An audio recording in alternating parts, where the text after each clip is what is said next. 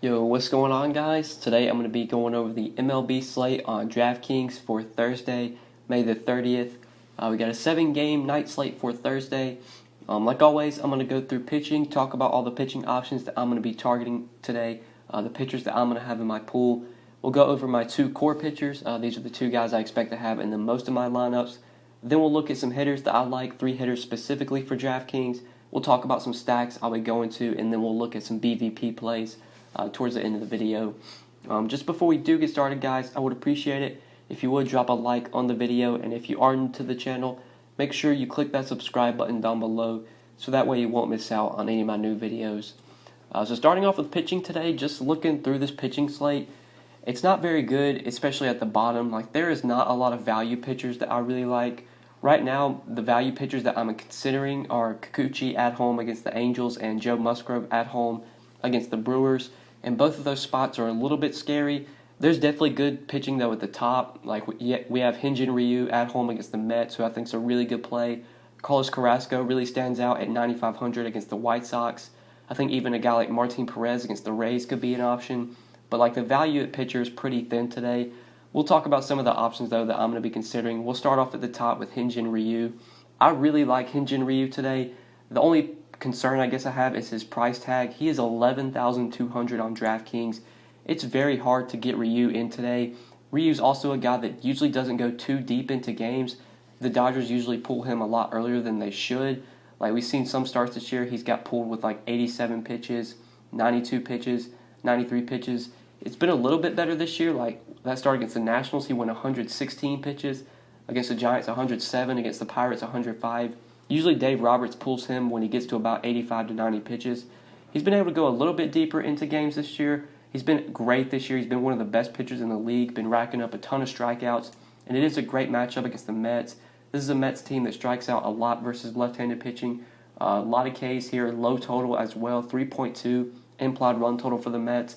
I think Ryu is a great play. My only concern is his price tag.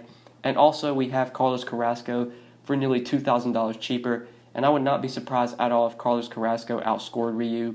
So for that reason, I'm going to roll with Carrasco as my favorite pitcher today. 9,500 in a matchup with the White Sox. This is a spot where Carlos Carrasco has a ton of upside. He's already faced the White Sox twice this year and been great versus them.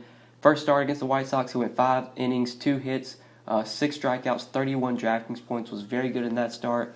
Next start against the White Sox, he went 7 innings, 6 hits, 6 strikeouts, 28 DraftKings points. So through 2 games this year against the White Sox, Carrasco has averaged almost 30 DraftKings points.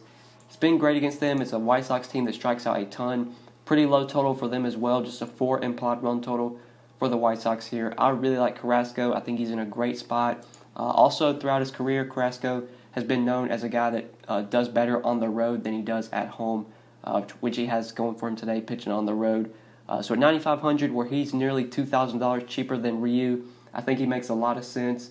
I haven't looked at Yahoo's pricing. Their salary's not out yet, so I just went ahead and did DraftKings for today. But on Yahoo, if like Ryu and Carrasco are similarly priced, then I think Ryu's the better play. On DK, though, where there's a $2,000 difference, I'll take the savings and play a guy like Carlos Carrasco.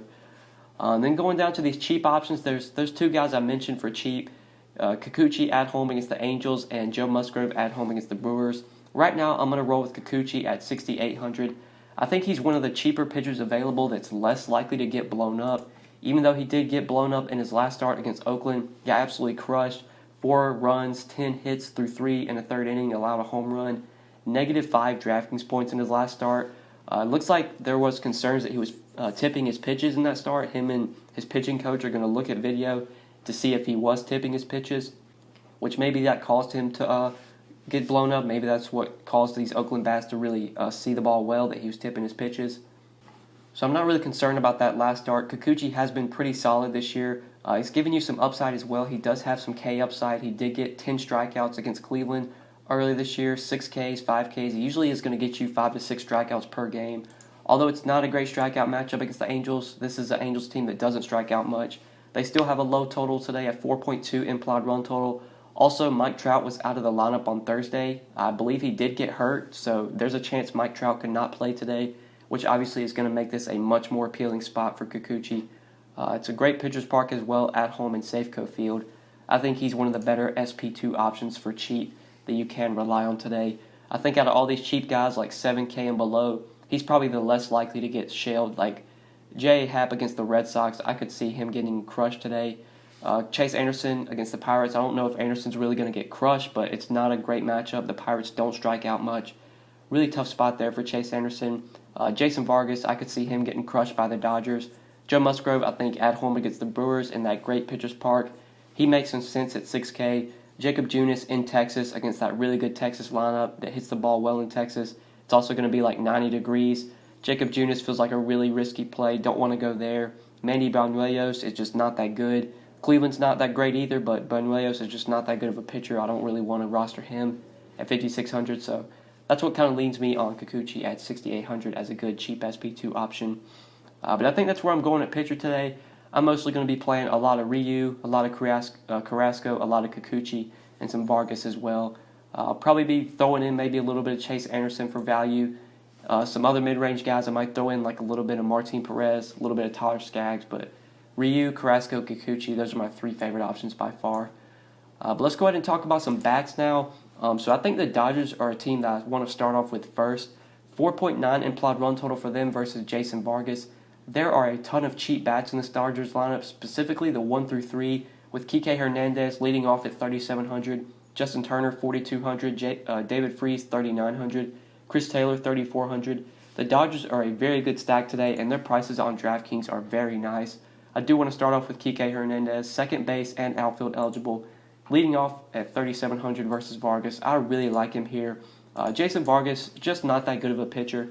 Really struggles to righties, gives up plenty of home runs, doesn't really get strikeouts either. And there are a lot of good righties in this Dodgers lineup that hit lefties well, specifically the top three plus Chris Taylor. The only thing I don't like about stacking the Dodgers is that they are a big threat to get pinch hit for, specifically like David Freese and Chris Taylor. Like if a righty comes in after Vargas, there's a good chance Freese and Taylor are going to come out of the game. But a guy like Kike Hernandez usually doesn't get pitch hit for, so I think he's a very good play, leading off, very cheap, does have some power versus lefties.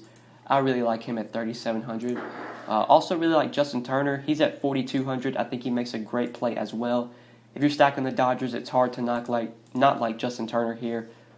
Versus a lefty, Justin Turner has always been good versus the lefties throughout his career. Hasn't been that good this year, or just hasn't been as good, I should say, but his numbers throughout his career have been great versus lefties. Has plenty of power. Like I said, Vargas will give up home runs. Doesn't really get strikeouts either. Really like Justin Turner as well at 4,200. I think he makes for a great play if you're stacking the Dodgers. Him and Kike, I really, really like. Then another team I want to talk about is Texas. Texas does have a 5.7 implied run total today versus Jake Junis in Globe Life Park, which is one of the more hitter-friendly parks. Is also expected to be 85 degrees in Texas. So great hitting weather here. Joey Gallo is one of my favorite spend-up options on the slate. I'm assuming he's going to be in the lineup. He was not in the lineup on Wednesday. They had a day game on Wednesday.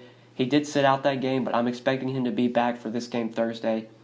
And this is a great spot for Joey Gallo, facing a pitcher in Jacob Junis, who really doesn't get much strikeouts. Like last year, Junis was a guy that could get some strikeouts, did have a little bit of K upside. That really hasn't been the case this year. Junis' strikeouts are down. His home runs are up as well. He's given up plenty of home runs. And to lefties, there's so many good lefties in this Texas lineup that can hit. Junis could take him deep. Mazzara, Chu, obviously Joey Gallo. Even the righties are pretty tough outs. Like Hunter Pence is having a great year. Logan Forsythe's been hitting the ball really well this year. I just really like this Texas lineup. I think they're in one of the best spots today. I think they have the most upside out of all the hitters, like all the team hitter stacks going today. Texas and the Dodgers are two teams I love, two teams I'm going to be loading up on. And Joey Gallo, one of my favorite plays today at 5,600. If I have to make like a home run call today, if I had to pick a guy like life on the line, who do I think is going to hit a home run today? It's probably going to be Joey Gallo. I think he has a very good chance to take Jake Junis deep here. But that's it for my 5 plays for DraftKings today, guys. Let's go ahead and talk about some stacks now before we move on to BVP. So my 2 favorite stacks are by far the Dodgers and the Rangers. Love the Rangers as an expensive team. If you can fit them in versus Jake Junis here, I think they make a lot of sense. Like you could run a primary stack with or like a 4-man stack with the Rangers and then a 4-man stack with the Dodgers and still fit in pretty expensive pitching because the Dodgers are so dirt cheap. Like with Kike, like if you did a 4-man stack of Kike, Turner, Freeze, and Taylor, that's like no salary at all that you're really using. That's a lot of value right there. So love the Dodgers as a value stack. Love the Rangers if you can spend up. Another team I really like is the Indians versus Manny Banuelos. 5.1 implied run total for them. Francisco Lindor I really like today. Carlos Santana I think is a pretty good play. Oscar Mercado batting second for 4,100. I think it's a pretty decent play. Jose Ramirez is all the way down to 3,900. He makes for a great third base play today as well if you're not playing Justin Turner. Really like the Indians bats versus Banuelos. And then the last team I want to talk about is the Red Sox. If this game plays, there's expected to be a lot of rain here. This game could get postponed. But if it does play, I think the Red Sox as a sneaky stack versus J.A. Happ make a lot of sense. J.A. Happ has really struggled this year. Obviously, this is a tough spot for him against the Red Sox in Yankee Stadium in a really good hitter's park.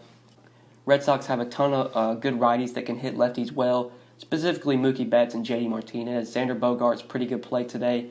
Michael Chavez, a great play as well. But Mookie and J.D. are the two guys I really like. They're pretty expensive. They're facing J.A. Happ, who's a known pitcher, so I don't think the Red Sox are going to get much ownership today. I do really like them as a under-owned stack, a low-owned stack that does have plenty of upside. But I think that's it for stacks today, guys. Let's go ahead and move on to BVP now before we end the video. So we actually got quite a bit of BVP plays. I'm going to cover the ones that really stand out to me. So starting off with Steve Pearce, he has really hit J.A. Happ well. I do like Steve Pearce today if he is in the lineup. He's gone 11 for 35 with 6 home runs off of J.A. Happ. Christian Vasquez has also hit him well, 5 for 17 with the home run. Kenji Morales, 11 for 41 with 3 home runs off Chris Sale. Gregory Polanco, 7 for 33 with 5 home runs off of Chase Anderson. Starling Marte, 13 for 27 with 2 home runs off of Chase Anderson. Guillermo Heredia, 10 for 22 off of Martin Perez. And then lastly, David Freese really hit Jason Vargas well. Small sample size, but he's gone 8 for 14 with 3 home runs. And Kyle Seager, 8 for 24 with 2 home runs off of Tyler Skaggs. So those are all the BVP plays I got for today, guys. I think that is it for the video. Hopefully you did enjoy this video. Hopefully it did help you. I do really appreciate you watching the video. Make sure you drop a like down below before you get out of here. Make sure you subscribe if you have not already.